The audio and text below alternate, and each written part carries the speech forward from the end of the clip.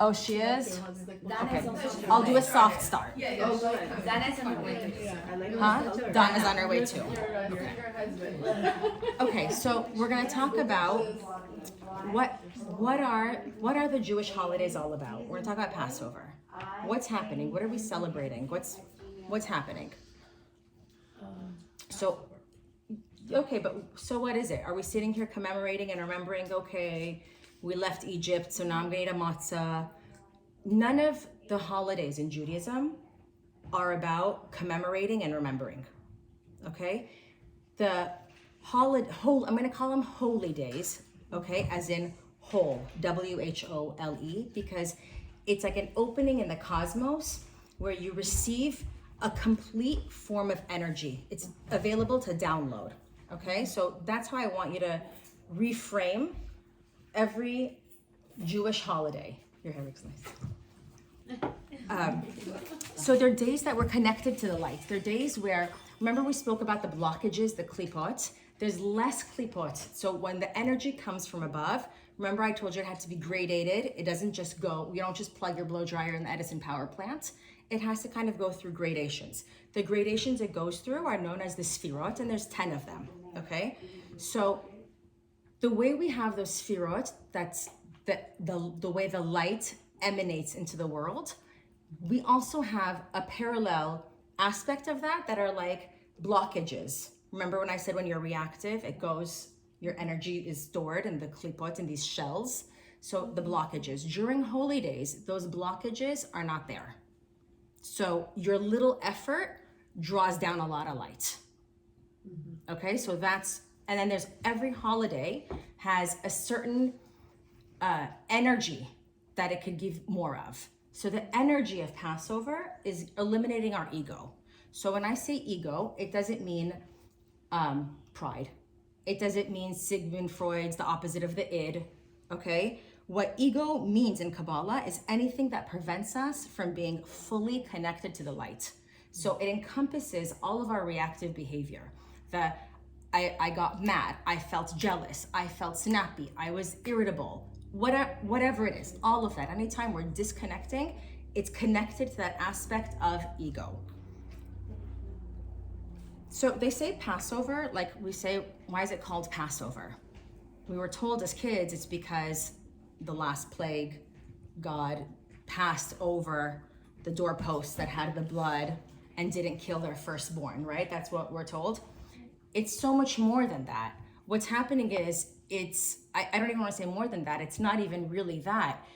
We're passing over, we're skipping the steps needed for connection. Remember we said that when we connect to light, we have to earn the light. We have to put in a certain effort. We have to go through certain steps to draw down the light. And if you don't, you get bread of shame. You all remember this? Yes. So during certain holidays, at Passover, one of them, you're drawing down light almost, I don't want to say for free, but like a fraction of the effort. Okay, so that's what you're skipping. You're passing over the steps that you usually take to get to that level. Okay, it's like you're being supercharged, like Super Mario. Remember, he would like bump up and he would get like supercharged. That's kind of what's happening. We're leveling up with less effort. It's a 7-day window, but the seed, the first night is the seed. It's the most powerful. So we always know in Kabbalah that the seed encompasses the tree and the fruit, right? It's all in the seed. So the first of everything is always the most powerful. I have a teacher who would say that if you don't know what's going on metaphysically, you've basically missed the boat, okay? If you just think your connection is this physical connection, you'll always be the effect and you'll never be the cause. So it's really important to have that consciousness, to know that there's something more than it's tradition. I'm gonna go to my in-laws. We're just gonna eat this. What am I gonna wear? It's nice. It's more. You're drawing down energy, and the energy this is the energy you're tapping into for the year, okay? There are 2 times, okay, where we have a new year. One is the first 2 days of and this energy is available. This powerful energy that can shift your destiny. And I'm not saying that lightly. Happens twice a year. One is the first 2 days of Libra. Anyone know when that is? Rosh Hashanah. Libra is the sign of the scales. Okay, so it makes sense, right? Rosh Hashanah. What happens on Rosh Hashanah? It's the quantity of your life is decided. So when you're gonna die, okay? How much money you will make. Anything related to quantity is decided at Rosh Hashanah. What happens during Passover? The quality of your life is decided. So you draw down energy. You're literally leveling up your destiny, okay? By just it's there. Just draw it down. So how is that changing the quality of our life? You're removing the ego, which is another way of saying your reactive nature, reactivity, darkness, chaos, confusion, and you're tapping into light and certainty, okay? So every holiday, when you're reading like the prayers, it says, remember God took you out of Egypt. In the Shema, the Ve'ahavta, we keep saying God took you out of Egypt. When we say Kiddush on Shabbat, we say Zecher Letziat Mitzrayim Kivanu. We're saying God took us out of Egypt. In the Torah, it says you took us out of Egypt 50 times. We say that the Torah doesn't waste a word or a letter. Why are we talking about you took us out of Egypt a million times? Even the first commandment, I am the Lord your God who took you out of Egypt. So what's happening? There's some kind of significance, right? And I don't think God is just trying to make us feel like shit, you know? There's something going on there. Anytime we're connecting to the light, it's as if we have to connect through this energy of Egypt. So now we're gonna go into why.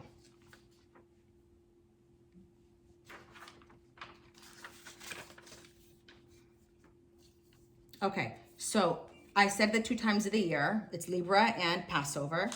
So Libra, it makes sense, Rosh Hashanah, it's the scales, right? So we get it, you're being judged, you're going to courts, it's the scales, you're judging the whole year. Why is Passover happening in the month of Aries?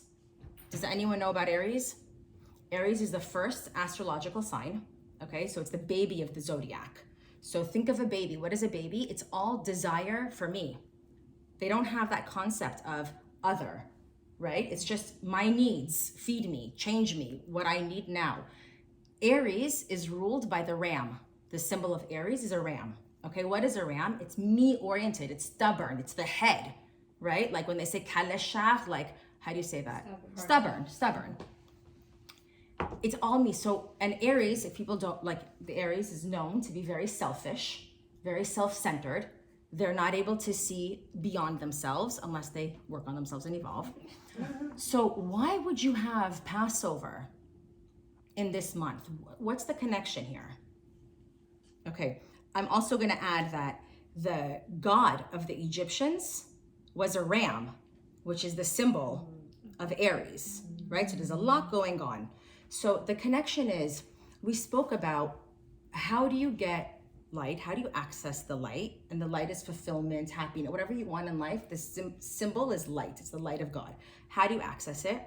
You have to transform, right? So Passover, to access that light of eliminating our ego, had to happen in the month where we all feel the most selfish, the most triggered, right? Like, let's say someone says, I want to work on my anger, and they have a really peaceful weekend. And they're like, oh, I worked on my anger. Did they work on their anger? No, you work on it when you're triggered. So Aries is going to trigger us. We're all going to feel, every month, we feel the elements of that month, even if it's not our sign. So you're going to feel that baggage come up of being stubborn, of being selfish, and you have to dig in. You need to show up at the Seder, okay, with those things that you want to transform, to manifest in your life, ready, so you could transform it. The more you dig in, the bigger your vessel, the more stuff you have, the more light you're able to get. Make sense? We're all good? Yes. Sarah, is this while we're listening to the prayers and stuff? Or is this like... This is the energy of the 7 days. Oh, the 7 days. This is the energy of the 7 days. even more so on the first day. Okay, so this is the consciousness that you come in with. Please. Cleaning, deep cleaning. I'll get there. Does it? I'll get there. Okay. Yeah, great question. Okay. So the Passover is the shortcut that we get to the light. So less effort. Sorry, my back is too. No, you're good. Less effort gets you to draw down that light. Well, that's amazing. We're all struggling trying to not be reactive. Imagine right now you get a huge level up. Okay, so they said that the Israelites were slaves in Egypt. Okay, let's think about that for a minute. We also know the Torah is written in code. It's not to be taken totally literal. So when the Jews or the Israelites left Egypt, they kept saying to Moses, what do they say in the desert? Oh, the food was better in Egypt. Can't we just go back to Egypt? We didn't have enough graves in Egypt. For 40 years, they're fucking complaining, about why did you take us out of Egypt? So let's say someone left Auschwitz or they left Alcatraz. Would they ever say, take me back? No. So we understand that it wasn't so much of a physical slavery. There was something else going on, okay? Moses had to wake them up. They didn't even, it's not like Moses came and said, let's get out of here. And they're all like, yeah, I'm with you. He had to shake them. They were all complacent. You know, when you live your life and maybe things aren't great, but it's comfortable and it's okay and you just leave it. That's how they were. Things weren't great, but they were just complacent. They were used to it. They were stuck in their I hold a grudge and their own reactive nature, okay? They were slaves to, it was a slave mentality, a dependent mentality. And the way it affects us now is there's so many ways where we're slaves. I know I'm a slave to my cell phone, okay? It controls me. I know that. I open my eyes and I don't know what I'm scrolling for.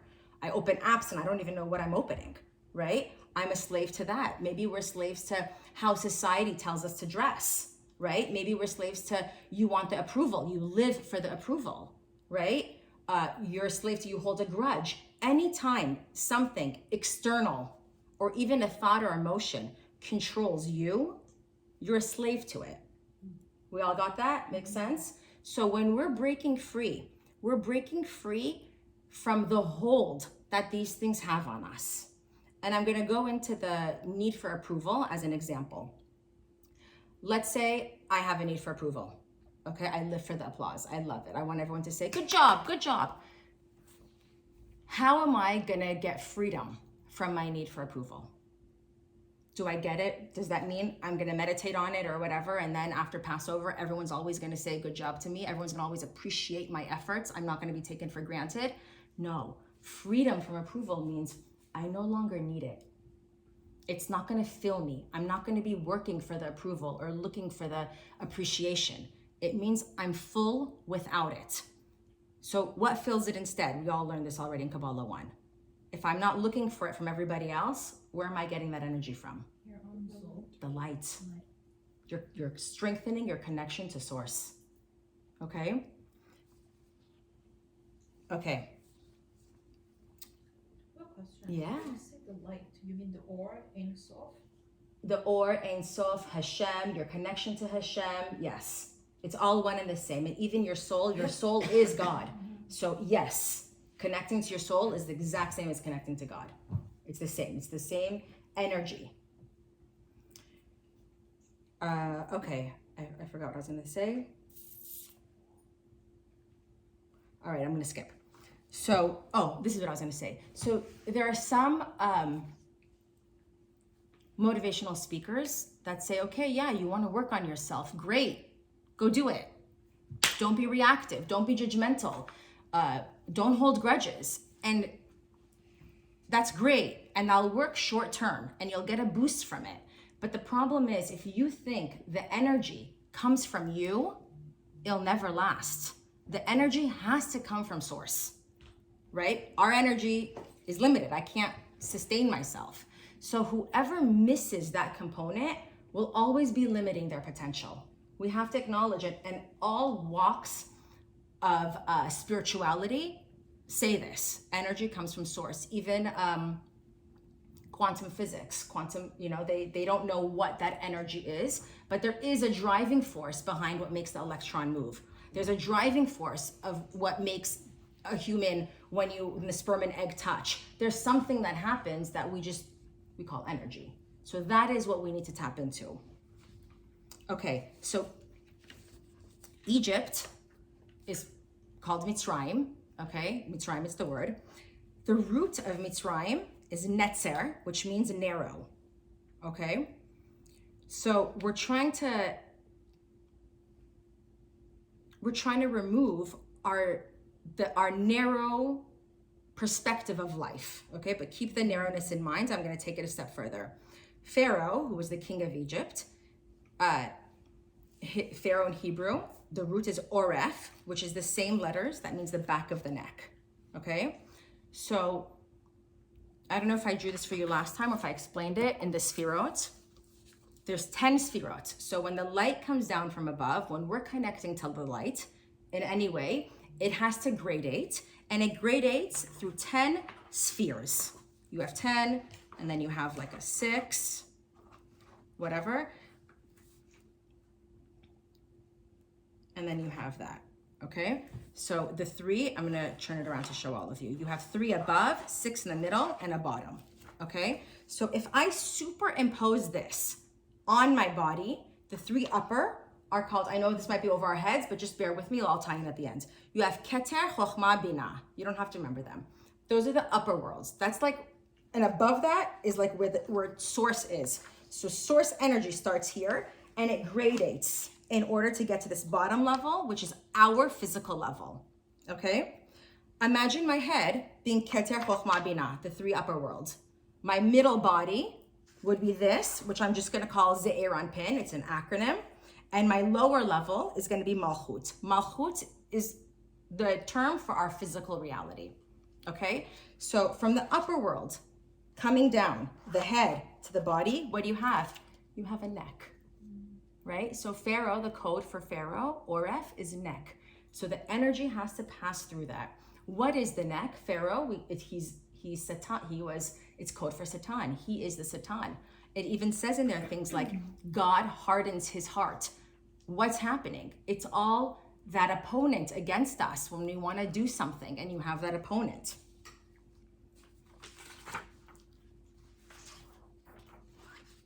Okay, I'm going to go into restricting again. So I said that there's a lot of energy during Passover, right? When you go into sunlight, what happens to your pupils? It constricts. Why? There's so much light. In order to receive it, you have to constrict, okay? If someone wants to be like let's say someone is a successful, I don't know, whatever you were gonna be successful at, right? A business person, right? Does it help you or hurt you if you start being like, damn, look at me, look what I did? But the second you do that, you lost. You have to restrict your ego and always be humble so that you could grow, right? That was Kabbalah 1, class 1. You have to restrict your ego. Through that narrowness is when you draw down the most energy. Anytime where there's a lot of energy, you need to restrict. Restrict your desire, restrict your, whatever it is that you're restricting. Even a hose, think about a garden hose. The same water, if the hose is fat, the energy's slow. How do you increase the energy? You put your thumb, and now all of a sudden the water shoots out. What happened? You restricted to increase the energy. Okay, so that's what's happening here. I'm going to relate it to matzah also. So the matzah that we eat, what did they say? They said that we're eating matzah because It's not risen. Or yeah, why? because the time didn't have. They told us they didn't have time. Okay, well that doesn't quite make sense in the story because they knew they were leaving the night before. They had enough time to steal gold from the Egyptians and their animals. They left in the morning, which is like hours later, so they didn't have an extra 2 minutes to bake bread. Doesn't add up. What happens is wheat. Wheat is it's sustenance, it's physical, it's desire to receive, right? You get your blessings from wheat. We break bread together. There's a lot of stuff around bread. During Passover, to draw the energy, you need to restrict your desire to receive. How do you restrict it? By not letting it rise. Okay? In Farsi, what do they say? Bod kad, bod dare. Like they're what's the word? Haughty, arrogant. Okay, we're trying to restrict this. So in Passover, people don't eat things that rise. Okay, so hence the matzah. By having that, and I'll go into matzah a little bit more, I'm gonna say that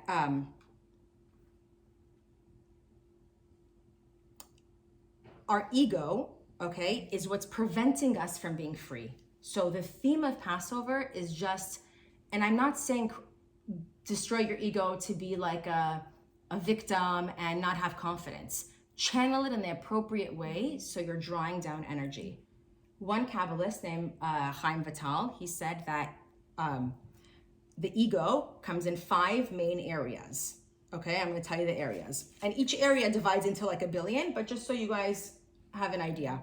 One is anger, control, judgment, okay, pride.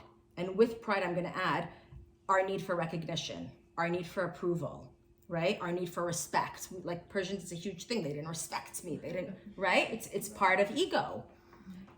Hate. When you have like, oh, I just don't like that person. I don't know why. Like, we need to try to work to eliminate this.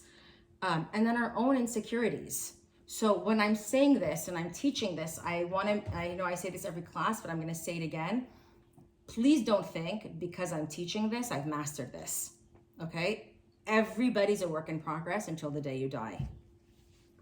So these are the things that we need to think about. So right now, for 1 minute, think about what area in your life, anger, control, judgment, pride, hate, or an insecurity is causing you chaos.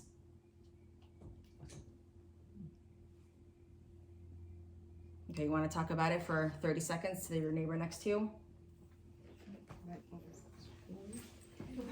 Okay, go ahead. Oh, here. Okay, you can be my neighbor. Here, we could be neighbors together. Be a neighbor. I don't know, I think that might be scary. I'll tell you what. You want to hear me? Yeah. I feel like it's when it comes to parenting. That parenting, because he's never there, like, I feel like all of a sudden when he's there and he gives me his opinion, it causes me so much chaos because I feel like, well, I've been home doing it on my own the whole time. I feel like I can't do it, and for me, that's the frustration and chaos that I feel. Like, you're not here, you think I can't do it when you're not here, why are you saying anything? I take away his ability to parent. Kids are alive. Yeah, good. That's how you're releasing chaos, I feel. I don't know which one, but I can relate this.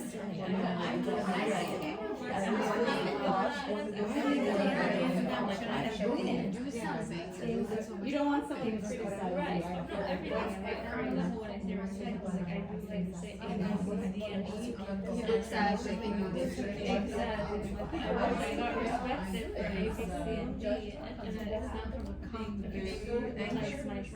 Pride, hate. Okay. We're good? We all spoke? That's what I'm saying, it's adapting. The way you interpret it. Take it as like what you are feeling. Yeah, and I feel it too, in a different way. You know? So those areas that we just thought about and spoke about are the areas in which we are a slave. We don't have freedom in that area. If you're being reactive, you're not free. You're being controlled by that emotion. You're being controlled by your knee-jerk thoughts, right? Your anger, your judgment, your need to be right, your like, whatever it is controlling you. So you can think about it more, but you can come in with Passover with this and you'll receive the energy to break through that and change your destiny, kind of like leveling up, like we spoke about in our destiny class.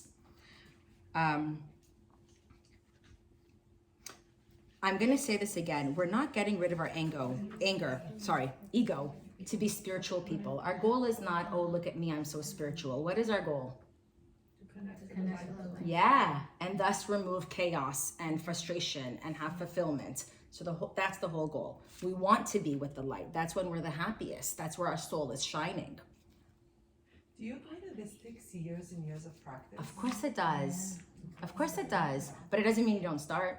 No, you can start, but What did you ask Donna? Sorry. you're not always. It's you're not gonna arrive. Huh? You're not gonna arrive. Even Moses, do you remember God told him like tap on the rock or something, speak to the rock and the rock will give you water, and he slammed his stick or staff on the rock. He had anger issues and he was Moses. This is not something, you're not going to eliminate it. You're just trying to, as you transform little by little, you're upgrading your life and you're removing chaos. So the goal is not to get from wherever you are to nothing. It's to get from 1 to 2, from 2 to 4. Okay, so that's what freedom is. Freedom is when you're connected to source and not to these things. It's not controlling you.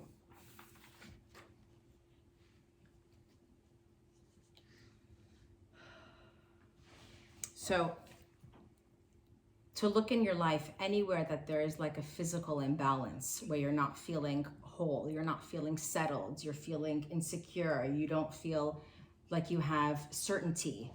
Those are the areas where you need to infuse more light. So figure out what's going on there and send it there. Am I holding a grudge against someone? Am I judgmental, right? Get to the root of the matter.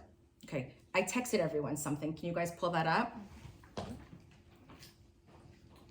Like personally or On the group chat, personally, I love you. Yeah, on the WhatsApp, it says exile to redemption. Okay, so exile is when we're disconnected from the light. I want you to think of these as codes. When you're disconnected to source, when you don't feel like what does it mean when you're connected? You feel like you're in flow. You're in the right place at the right time. Things happen for you, right? You're like, all of that, you're connected to source. So the word for exile in Hebrew is golah, okay? The word for redemption, what does redemption mean? I know it sounds very religious, but redemption just means connected to the light. Are we all on the same page? Yes. Okay. What's the difference in the words golah and geula? The word exile and the word redemption. The aleph. Do you know what aleph represents? Aleph is unity. Aleph is one. What is one? It's the light of God. It's echat. Okay? And I'm going to go in a little bit more. This is not anything we've learned so far, but just to give you a little bit, hopefully it's not too much. What is aleph? How do you make an aleph? It's a yud. Do we know the Hebrew letters? The yud is the only Hebrew letter that hangs up high. It doesn't come all the way down. So it's kind of like the energy of above that we explained, not coming all the way to physicality. Okay, so it's a yud above. So imagine the light force of above, the light force of below, and then you have a line in the middle. What is the line in the middle? It's a vav. What is a vav? A vav is a yud that hits the ground. Okay, what else is it? Whoever speaks Hebrew knows if you put a vav in front of a word, what are you doing? It means? With? No. Come on, my one Israeli. What? Put it above. Veshulchan. With? Vesefer. What does ve mean? And. So what is it? It's a connection. So what is the aleph doing? The aleph, which is one, which is already the unity of God, which already is the thing of or, of light. It's the energy, the yud, the hanging energy of above, the hanging energy of below, and it unifies it through the vav that draws it down. So there's Kabbalah behind each Hebrew letter. So the Hebrew letters have a lot of power. Okay, so a lot of information, but we're good with that? So the only way you can go from being a slave to everything, okay, so being an exile is what they're calling it at Passover, to redemption, to being free, okay, is when you bring your shit up and work on it and connect to source. Okay, you need the source. That is my point. You need God. It's not, I'm doing it on my own, right? It's not. The more desire and darkness and shit you have to change, the more light you're gonna draw, the more you're gonna be able to change. So dig in. It creates like a vessel, right? We spoke about having a vessel. This creates a vessel. So there's another thing that creates a vessel too. We spoke about cleaning. What are we cleaning? What's chametz? Our negative thoughts. our negative thoughts, it's the ego. It's anywhere where it's ego, any reactive nature that you have, that you want to break through, that you want to change, that you want to, I want to not be upset when, I don't know, when my daughter rolls her eyes at me. I want to not be upset when my husband says, why didn't you finish your to-do list, right? I want to not, whatever it is, I want to not be judgmental. I want to not, whatever it is. This is the chametz. So when you're searching for chametz, it's not the crumbs. It's the chametz within you. It's everywhere where that causes you to disconnect from source, from your natural frequency, from not letting your soul just shine.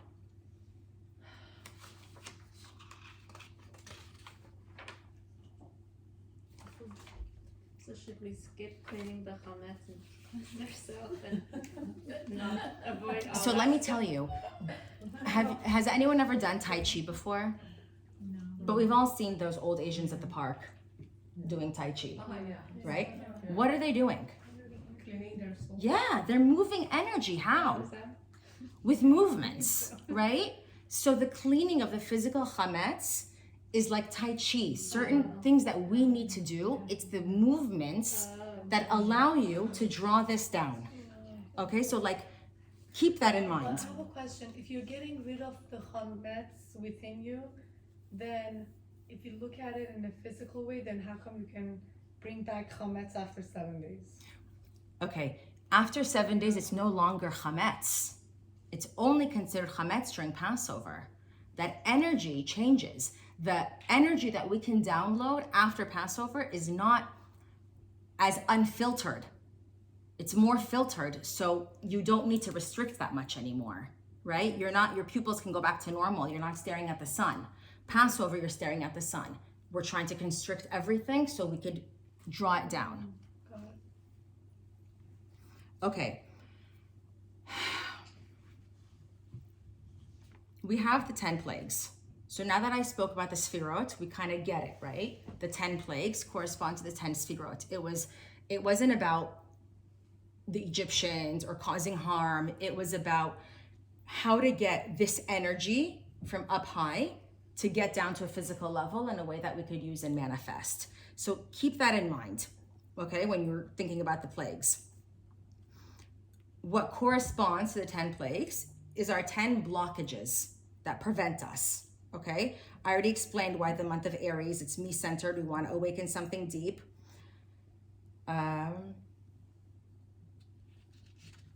Okay, why matzah? We said why matzah. I covered everything fast. All right, so matzah is related to certainty, right? So do you remember we had a whole class on certainty? I don't know if everybody was here. Certainty is so important because you could be proactive as much as you want, and all the energy you're drawing down sits in potential. And the way you bring it to actuality, the way you draw it down into your life is by having certainty, okay? Were you there during our certainty class? People call certainty faith. I don't call it faith because when you jump out of an airplane, you don't want to have faith your parachute's going to open, okay? You want to have certainty that parachute's going to open, right? So this is why I'm using the word certainty. Certainty, there's a lot behind it, but when we eat the matzah, it strengthens the certainty within us so that all the work we did, we're able to draw down, right? The ultimate trust in the process, which you have to have, is a certain surrender, has to happen. The certainty draws everything down. The certainty is that trust, that what you're experiencing is for the good. Not that it will be good. It is good right now, even if you don't feel it. It's somehow here to propel you forward. It's somehow part of the master plan. And I know it's a very hard pill to swallow, and it's something that we need to strengthen.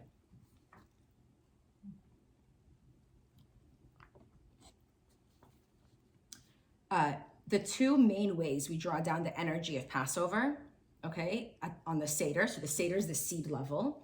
You have the matzah and you have the wine. The matzah is related to certainty, okay? So I said that. The wine is another energy that connects us to love. And it goes through each 4 cups, corresponds to a different level of your soul. which also corresponds to love. I'm going to say these, but there's a lot behind it. So just connect to the energy, even if we don't quite understand. You have nefesh, which is your lowest level, which is acts of giving. You have ruach, where we inject intention into all the actions that we do, like remembering to pause, doing things, mindfully. You have neshama, which is pure love, which is doing things for the sake of giving without an intent of what am I getting back, okay? Chaya, which is eliminating yourself enough so that you could feel what others are going through and their pain. And then the fifth level, or the highest level of your neshama, is actually the one that's connected to God. So that's not there. We spoke about the Passover cleaning, identify your crumbs. Okay, that's why. So everything in Judaism, by the way, has to have balance. We learned about the light bulb, the flow. You have the positive pole, the negative pole, the electrons move through. How do you have the light? By having the restriction. Okay, the restriction is essential. It's everything. It's central column. It's called Tiferet. All of Judaism preaches balance. You cannot be extreme in anything. The only thing you're supposed to be extreme with, okay, is overcoming your ego, which is not being reactive. You should be extreme in your effort to not be reactive, which is related to Passover, and getting ready for Passover. So weird. You shouldn't be extreme with Shabbat, which is so holy. You shouldn't be but Passover, now we get the connection, because Passover is getting rid of our negativity. Okay, I'm finishing up. So we have our Seder plate, okay? Our Seder plate has 6 items. So imagine the 6. What is the 6? I explained it to you. It's the Zeir on pin. Imagine it like 2 triangles, right? It's the Magen David. Right. So the Magen David was King David's symbol on his chariot, okay? That provides, imagine, protection in the physical world. You have 3 matzahs underneath, which correspond to Keter Chochmah Binah, the upper world. And the plate is Malchut, it's the physicality. So within the Seder plate and what we experience, it's the 10 Sfirot of which the energy can gradate down and we could use, okay? Last thing and I'm done. There's 15 steps total, okay, that we do, washing our hands, talking about the story, whatever the song we sing. The whole Seder is 15 steps, okay? 15, then how do you make 15? It's Yud, okay, which is 10. The numerical value of Yud is 10, okay? And then you have Hey, and the numerical value of Hey is 5. Hey and 5 is 15. The way you write the name of God that we never ever pronounce is Yud, Hey, and then another Vav and a Hey. We don't say it. When we say it in Hebrew, we read it Ado and then Nai. To pronounce it, it's kind of like a breath. The point of this is the 15 steps is what connects us to that essence of God, that godliness. So these are all codes to remind us that it's not a symbol. I'm not eating a red cookie because it's Valentine's Day, right? I'm not waving or wearing red and white shirt because it's 4th of July. I'm drawing down energy. I'm going through motions and actions that connect me to draw down energy to eliminate chaos in my life. Because where there is light, there is no darkness. Yeah? Where did you get the number 15 from? And why 15? There's 15 steps in the Haggadah. Okay. Oh, okay. The Haggadah is 15 steps. Okay. The Seder. The Seder, Okay. which corresponds to this. Yeah, and then I'm gonna say one more thing. We said that the Yud is just the energy of above, right? So it's kind of like the energy, we haven't discussed this. This is Kabbalah 3, but it's the energy of the man. The man draws down the energy and the woman manifests that energy. We take that energy and make it into actuality, right? The example is the sperm and the pregnancy, right? They give the energy. Or think about, we make a house into a home. Like, I know it sounds gender stereotypes, but it's the essence, it's the energy of female and male. The Yud is that holiness, there's no grounding. The Hey is actually, it's a Daled and then a Yud in the middle. Daled is the 4th number, the 4th letter in Judaism. And in Judaism, the numbers and letters are the same. Like they write numbers as letters. So Dalet is 4. 4 represents physicality. Every object has 4 sides, the 4 corners of the earth. So what is the Hey? It's a Yud, the holiness, that essence, the 10, the Sfirot, inside of the physicality. So it's that energy of what women do. And that's together is the name of God. And So the number 10 and 5 are 15. Yeah. But where did you get number 10 again? It's the How do you make 15? How do you write 15 in Hebrew? The way they write 15 is they write Yud, Hey. And Yud is the 10th letter. Yud, yeah. Like if you look at the numbers in like any of the books, okay, it's Kaf, Zayin. It's letters that they use as numbers based on the position in the alphabet. Roman numerals. Yeah. So that's it. So now we know what we're doing for Passover. And now we know the work that we have to do, and it's working on ourselves. So I encourage everyone to, at some point, maybe when you're cleaning, maybe when you're alone, light a candle, dig in. Identify what you want to change. Identify what you're using that energy to transform. And the more shit you come up with, the bigger the transformation. I have another question. How does the Afikomen time goes? I didn't study it. Okay. But if you told me earlier, I would have. Alright. Maybe next time. If you want, I'll take a class and I'll give you a voice note. Sounds good. Thank you so much. Sure. Thank you.